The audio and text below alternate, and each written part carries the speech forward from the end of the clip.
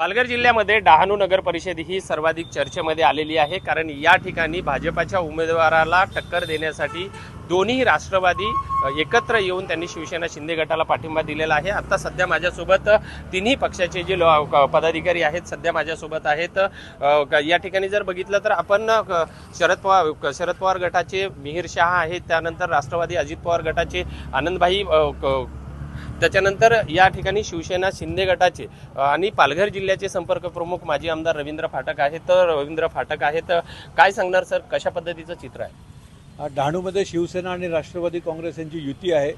लोकांमध्ये माजी नगराध्यक्षाच्या विषयी भयंकर असंतोष आहे आणि तो उफाळून बाहेर येणार आहे। डहाणू नगरपालिकेच्या निवडणुकीमध्ये डहाणूचा नगराध्यक्ष आणि मेजॉरिटी ही प्रचंड बहुमताने विजयी होईल, यात कुठलीही शंका नाही। निश्चितच सर, आपण पूर्ण निवडणुकीमध्ये या ठिकाणी ठाण मांडून बसलेला आहात। मोठ्या प्रमाणामध्ये या ठिकाणी स्पर्धा वाढलेली आहे। आजचा शेवटचा दिवस आहे, आज रात्री प्रचार संपणार आहे। काय वाटतं तुम्हाला? नाही, डहाणू नगर परिषदेमध्ये जी परिस्थिती डहाणूच्या जनते, मी 8-10 दिवस या विभागामध्ये पालघरमध्ये फिरतो आहे, पण डहाणूमध्ये जी लढाई चालली आहे कुठल्या पक्षाबद्दल नाही, व्यक्तीबद्दल लढाई चालू आहे आणि डहाणूच्या जनतेने ही इलेक्शन स्वतः हातात घेतलेली आहे आणि त्याच्या माध्यमातून आम्ही गल्लोगल्ली फिरतो आणि गल्ली जिथे तिथे जातो आहे। ते लोक बोलत आहेत यंदा आपल्याला चेंज करायचं म्हणून उमेदवाराच्या माध्यमातून राजू माथी हे आणि आमच्या पक्षासोबत राष्ट्रवादी दोन्ही पक्ष आहेत। राष्ट्रवादी पक्षाचे आनंद ठाकूर साहेब आहेत, मीरभाई शाह आहेत, शरद पवार साहेबांचे सर्व टीम एकत्र येऊन हे काम इलेक्शन लढत आहेत। मला वाटतं याच्यात विजय राजू माथीचा होईल। निश्चितच या ठिकाणी दोन्ही राष्ट्रवादी पहिल्यांदा या पालघर जिल्ह्यातल्या डहाणू नगर परिषदेमध्ये या ठिकाणी आहेत। आपण या ठिकाणचे जिल्हा अध्यक्ष आहेत, माजी आमदार राहिलेले आहेत। नेमकी का दोन्ही एकत्र येण्याची काय परिस्थिती आहे? आताच पाठक साहेबांनी जे सांगितलं ती वस्तुस्थिती आहे।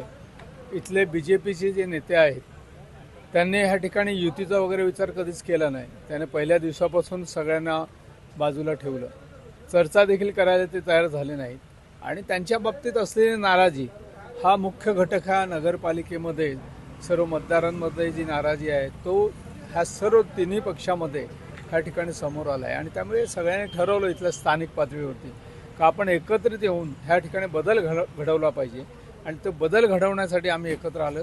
वास्तविक ह्याच्यामध्ये आमच्यामध्ये जरी राष्ट्रवादी शरद पवार गट हा युतीमध्ये नसला, आम्ही युतीमध्ये आहोत, पण राष्ट्रवादी शरद पवार गट हा देखील आमच्याबरोबर अनेक वर्षे काम करणारेच आमचे कार्यकर्ते सगळे आहेत। त्यामुळे त्यांची आणि आमची मानसिकता ही एकत्रच आहे ह्या ठिकाणी, त्यामुळे काही फरक नाही आहे, सगळ्यांना तेच पाहिजे आहे। आम्ही एक दिलाने लढतो आणि आम्ही चांगले उमेदवार देण्याचा प्रयत्न एकमेकाशी बोलून केलेला आहे। अट्टहासाने शिंदे सेनेने देखील म्हणजे सेनेमधून देखील त्या ठिकाणी उमेदवार दिला गेलेला नाही आहे किंवा शरद पवार गटाकडनं पण त्या ठिकाणी उमेदवार दिला नाही, आम्हीही दिला नाही। सगळ्यांनी ह्या ठिकाणी ठरवलेले आहेत की जे योग्य उमेदवार आहेत ते सगळ्यांनी द्यावे, कमी अधिकचा देखील प्रश्न नाही आहे। निश्चितच आपण कारण युतीमध्ये 3 पक्ष एकत्र येणं तर ठीक आहे, मात्र तुम्ही या ठिकाणी जी आज हे केलेलं, आज शेवटचा दिवस आहे, की कशी लढत आहे वाटतंय तुम्हाला? कारण राष्ट्रवादी शरद पवार गट जो आहे आज युतीच्या पक्षासोबत आहे। ते आमच्या जिल्हाध्यक्षांनी सांगितलं होतं की तिथे भाजपच्या विरोधात लढा, बाकी कुठल्याही पक्षाला बरोबर घ्या। आम्ही त्यांच्याबरोबर आता आम्ही जे डहाणूमध्ये ठरवलं आणि आम्ही सर्वांनी एकत्र युती केलेली आहेत। काही दुसरे पक्षांचे आम्हाला छुपे पाठिंबा पण आहेत आणि एवढंच नक्की सांगतो की शिंदे साहेबांनी जे सांगितलेलं आहे की 3 तारखेला इतिहास घडणार आहेत आणि शिंदे साहेब स्वतः इथे गुलाल उधळायला येणार आहेत, एवढंच सांगतो। आनंदभाई, ज्याप्रमाणे तुम्ही या ठिकाणी शिवसेना शिंदे गटाला आपला पाठिंबा आहे, उमेदवार राजू माचीला, मात्र पालघरमधली काय स्थिती आहे? पालघरमध्ये तुम्ही काय? पालघरमध्ये त्या ठिकाणी शिंदे सेना अतिशय ताकदीने त्या ठिकाणी लढते आणि त्याचबरोबर त्यांची लढाई तिथे BJP बरोबर आहे। तुमचा पाठिंबा का नाही आहे तिथे?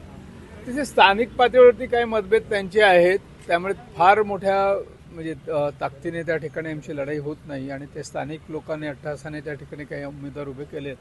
आम्ही त्यांना सांगितलं की शक्यतो तुम्ही जे वरचं मत आहे आता पाठिंबा कुणाला दिला? आता मी डिक्लेअर करायला लावलं आहे तिथे का आपल्या शिवसेनेला त्या ठिकाणी पाठिंबा आहे, शिवसेनेच्या उमेदवारांना आपण मतदान करायचं आणि त्यात जाहीर होईल सगळीकडे। ओके सर, या ठिकाणी आल्याच्या नंतर ज्यावेळेस उपमुख्यमंत्री एकनाथ शिंदे यांनी जे अहंकार आणि युतीच्या संदर्भामध्ये बोललेले होते, त्यानंतर मुख्यमंत्र्यांनी मोठा तोडीस-तोड या ठिकाणी उत्तर दिलेलं आहे. याकडे या राजकारणावरती काय फरक पडेल?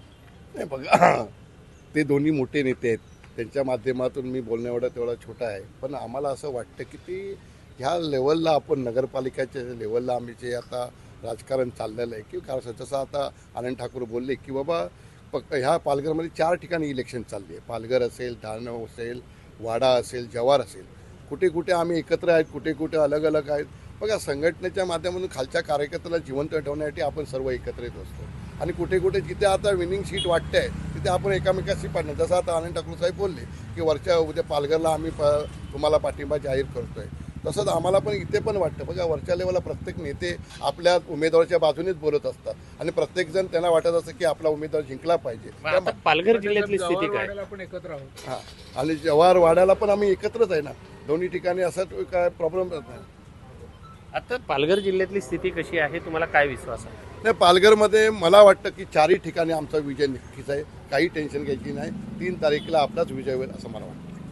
निश्चितच या ठिकाणी भारतीय जनता पार्टी आणि शिवसेना शिंदे गटाचा पालघर जिल्ह्यामध्ये युती तुटलेली आहे आणि या युतीमुळं भाजपाला टक्कर देण्यासाठी या ठिकाणचा राष्ट्रवादीचे दोन्ही गट असतील, शिवसेना शिंदे गट असेल आणि सहयोगी पार्ट्या असेल, या सर्वांनी एकत्र येऊन भाजपाला टक्कर देण्याचं प्रचार यंत्रणेमध्ये दिसून येत आहे. आज शेवटचा दिवस आहे आणि या शेवटच्या दिवशी मात्र काय नेमकं चित्र या पालघर जिल्ह्यातल्या 3 नगर परिषद आणि एका नगरपंचायतमध्ये होतं हे मात्र 3 तारखेला मतदानाच्या दिवशी स्पष्ट होणार आहे.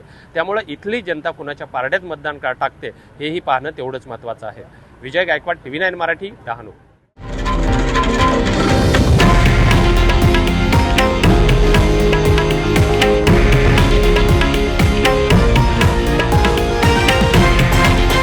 हे आहे देशातील नंबर 1 न्यूज नेटवर्क आणि आपण पाहत आहात TV9 मराठी, एकमेव.